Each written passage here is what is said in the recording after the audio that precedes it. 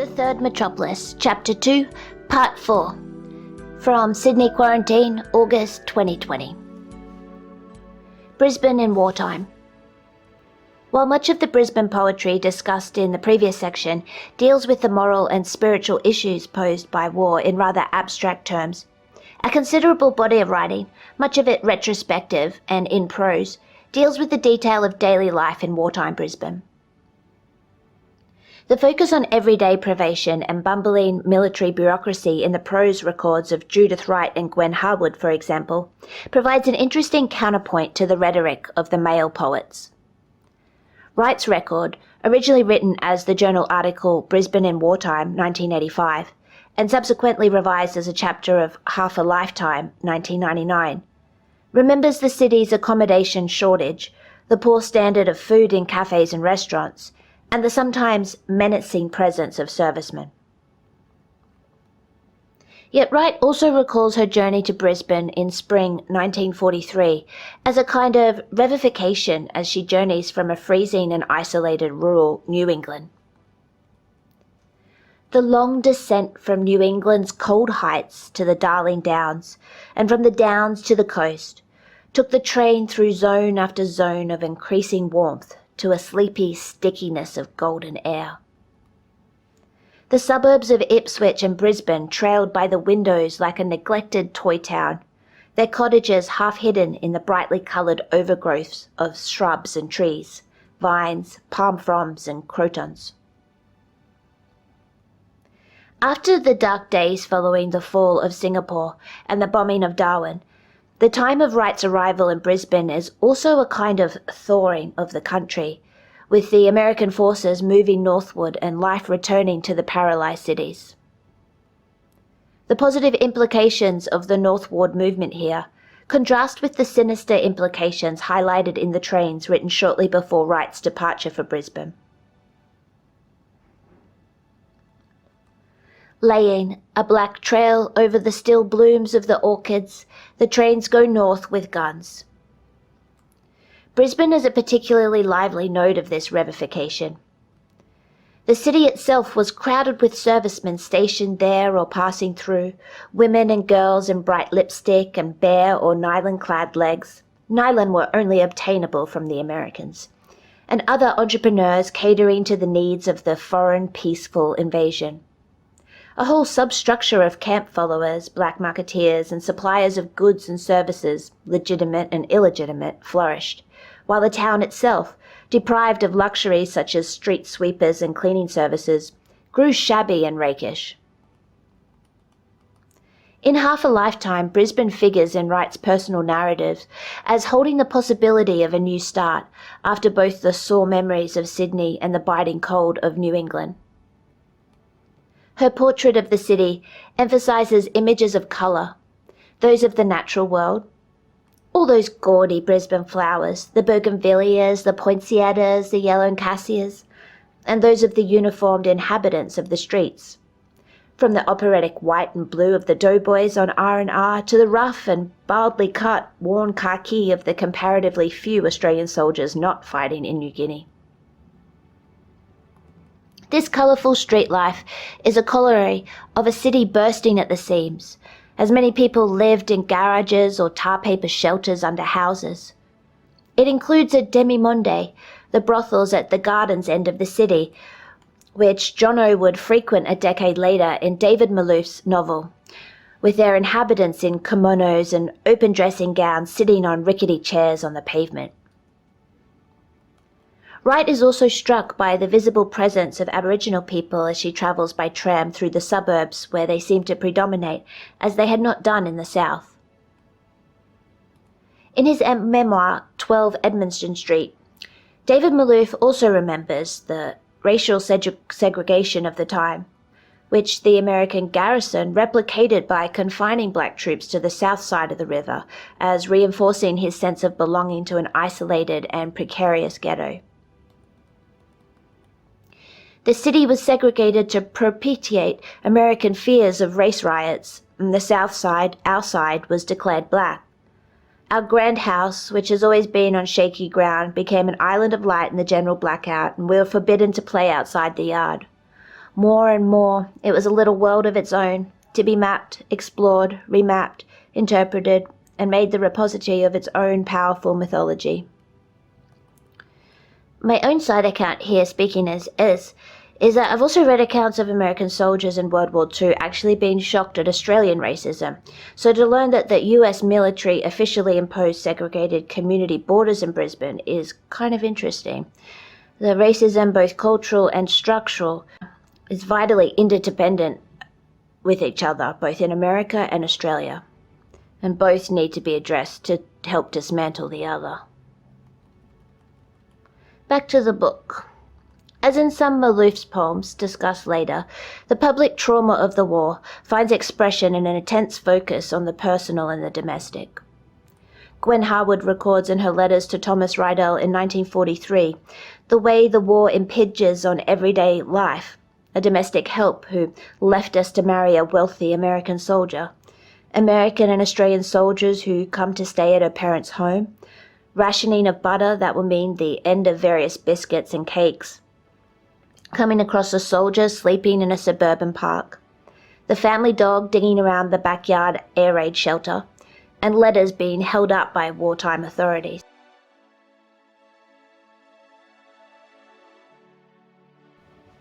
Malouf's characteristic preoccupation with the relation between the new and the old worlds provides the context in 12 Edmondson Street for a particular reaction to the outbreak of war. Remembering his aunt playing The Battle of the Nations, a musical rendering of the Napoleon Wars, on the family piano, he thinks of the particular resonance of the phrase, the Great War. So that I feel a subtle shift of meaning when the real war, our war, begins, and the Great War becomes simply the last war, as if history, that closed book, had suddenly been opened again, or we had been turned about so that what lay before us wasn't the clear past, but an entirely unpredictable future. The war figures as a turning point for the people who inhabit the city. Malouf uses the narrator's stance to imbue with dramatic irony his picture of the family sitting around the radio listening to wartime news. We drew our chairs up and attend, and in this sitting together in a family group, drawn here by the furniture itself, is part of the message we are to receive. We do not know it yet, but the war is already won. The other thing we do not know is that all the values it was meant to embody, even in us, are already lost. In Jono, Malouf elaborates on this change from the complacent assumptions of the pre-war world. Jono's own wildness is popularly attributed to his father's disappearance in the war, part of a general picture of things gone to pieces. South Brisbane was finally done for. No one respectable would ever live there again.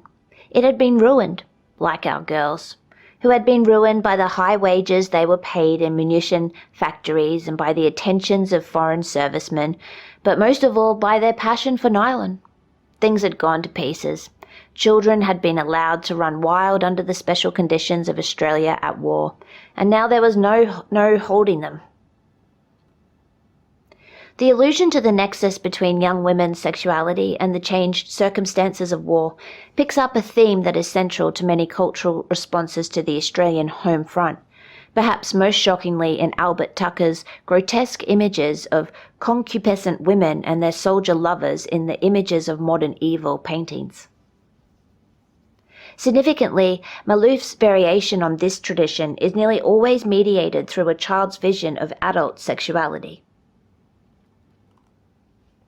The narrator at the beginning of Jono remembers tagging along with the mob when they went out on the dunes with a flashlight to find soldiers and their girls, catcalling along with the rest till someone appeared fumbling with fly buttons and gave us money to get lost, or going on Frenchie hunts around Redcliffe. The Americans appear to the boy narrator as bringers of exotic and sometimes forbidden pleasure that have a seductive effect on the local population. He remembers one of the big girls, whose association with the Americans has led to a fall from grace. One of them, Colleen, had been a particular favourite of mine, and I hadn't been at all jealous when an American sailor or Marine joined us on the Redcliffe bus and fed me Babe Ruths. Now, Colleen was someone I wasn't to go out with, and I associated her fall with jitterbugging, which couples performed in an illuminated boxing ring at Sutton's Beach, a spectacle my father forbade us to watch. The child's engagement with the Americans is more personalized in At Schindler's, the opening story in a collection, Dream Stuff 2000, where the child narrator's mother is having an affair with an American soldier while his father is missing in action. The story, set like parts of Jono in the vast encampment at Scarborough, centers on the boy's conflicting loyalties to his mother, the attractive and playful American, and his absent father. In the climatic scene, the boy comes into the room where his mother and the soldier are making love. In a flash of lightning, the boy momentarily mistakes his own elongated shadow for that of his absent father, an image that perfectly captures the familiar and cultural displacements that the war brings. Later, the boy undergoes a solitary epiphany in a tree overlooking the cultural changes that Maloof sees the war as bringing to the world of his Edmonton street childhood. There were things that were out of your control, and if this was scary, it was also a relief. There were happenings out there in the world that you were not responsible for. This association between the child's view of war and a precipitate recognition of sexuality also appears in Maloof's poem, The Year of the Foxes. The fox, whose fur the narrator's mother sells to GIs to give to their girls, becomes associated in the child's mind with a raw sexuality, which disorientates his experience of a familiar interior. I slept across the hall, at night hearing their thin, cold cry. I dreamed the dangerous spark of their eyes brushes a flame. In our fur-hung, nomadic tent in the suburbs, the dark fox stink of them, cornered to their holes and turning. Maloof here uses the dream logic of the child to make an imaginative link between the violence of war and the detail of suburban Brisbane life in a way that generally eludes the self-conscious poets of war discussed in the previous section.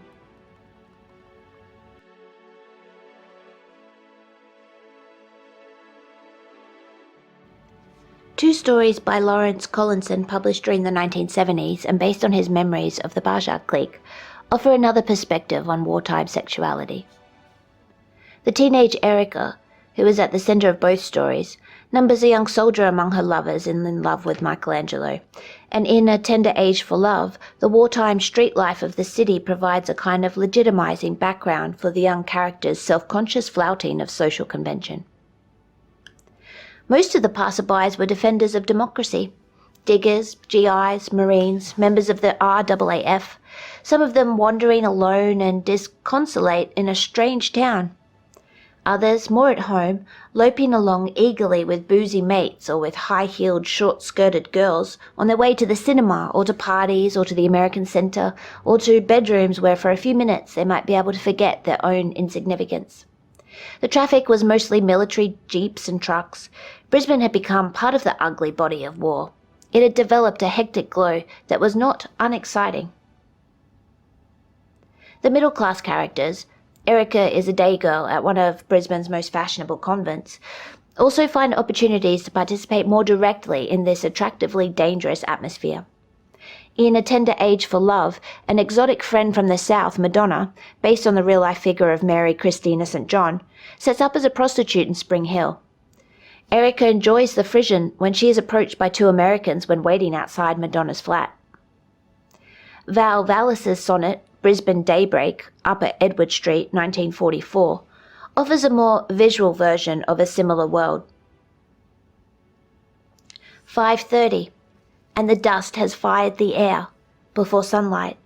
The milk vendors have been on half-lit streets, and now the pavements wear a grey dejection.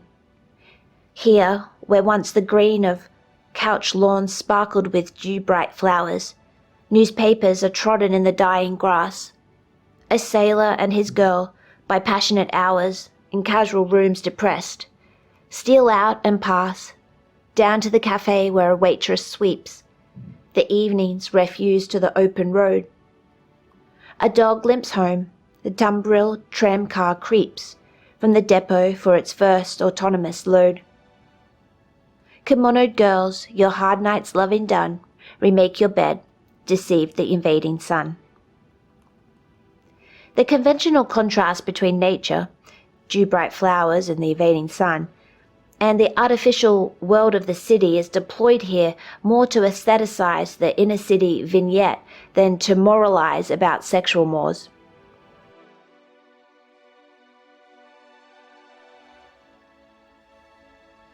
Sexuality is also central to the most extensive fictional representation of wartime Brisbane, in Estelle Pinney's novel Time Out for Living, published 1995.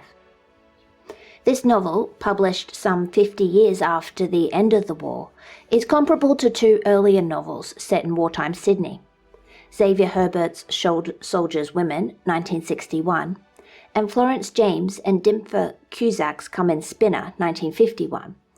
All three share a focus on wartime hedonism and sexual promiscuity. However, Time Out departs from these models in its sympathetic portrayal of the industrial struggles of a group of women employed in a munitions factory. Munitions work offered opportunities to women that were sometimes perceived as a dangerous threat to gender roles. Deb Forrest in Come and Spinner, for example, originally wanted to go into munitions but found more conventional work in a beauty parlour after her husband objected. For Pinney's Lola, however, the work and the chance to earn close to men's wages represent an opportunity to redefine roles. We're finding out that husband, home, and a bunch of kids is not the be-all and end-all of a girl's ambition. The women are galvanized industrially around the threat to take away this new status by transferring them to a clothing factory and to standard women's wages. Although Pinney's novel is less salacious than Herbert's in its portrayal of sexuality, Time Out does seem very close to Soldiers' Women in both the composition of its central group of women and its focus on their sentimental education. Pinney's trio of Evie, the sexually precocious runaway teenager, Lulla, the single working woman, and Janet, the young wife, is very close to Herbert's group of Pud Zife and Rosa.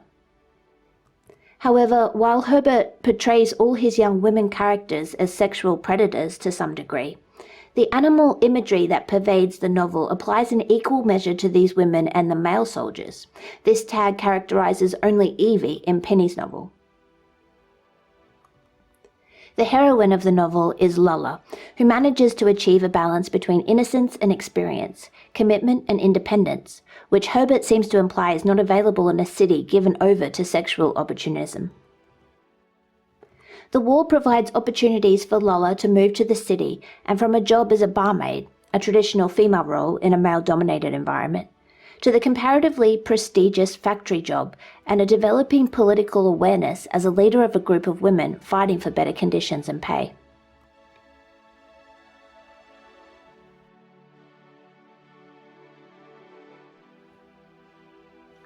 The war also gives Lulla the opportunity for various encounters with men, encounters that she generally turns to her own or mutual advantage without loss of dignity or independence.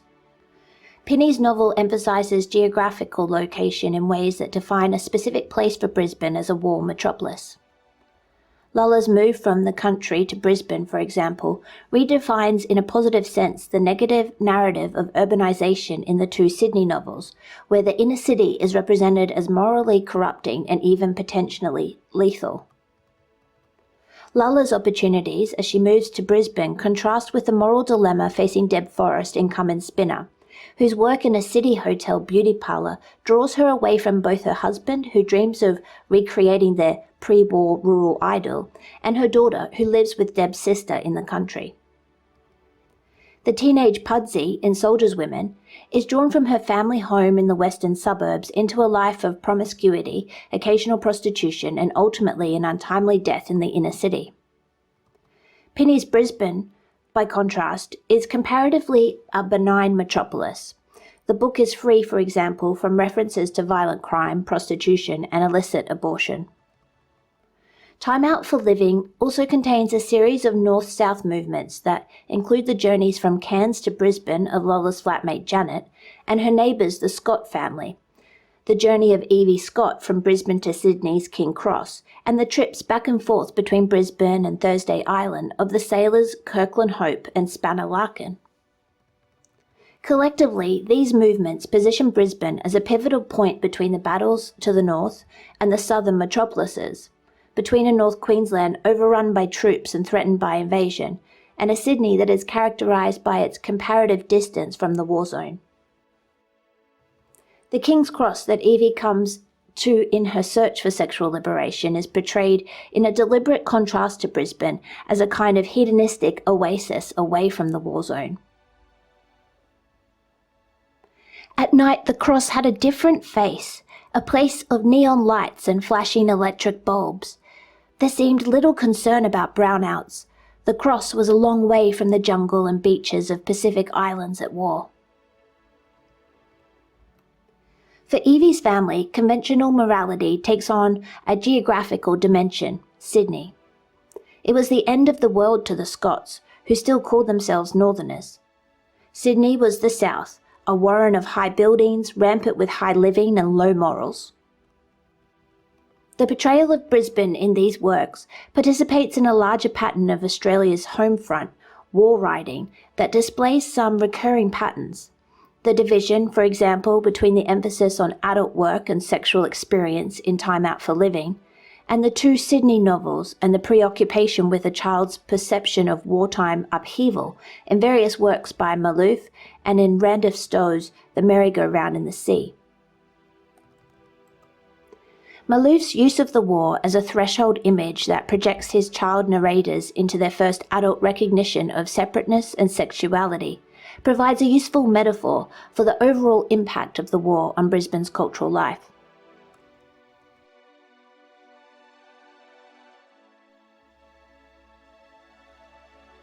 The war provided a creative impetus that impelled Brisbane writers into national debates on modernism and into the development of cultural institutions and products that took on national significance.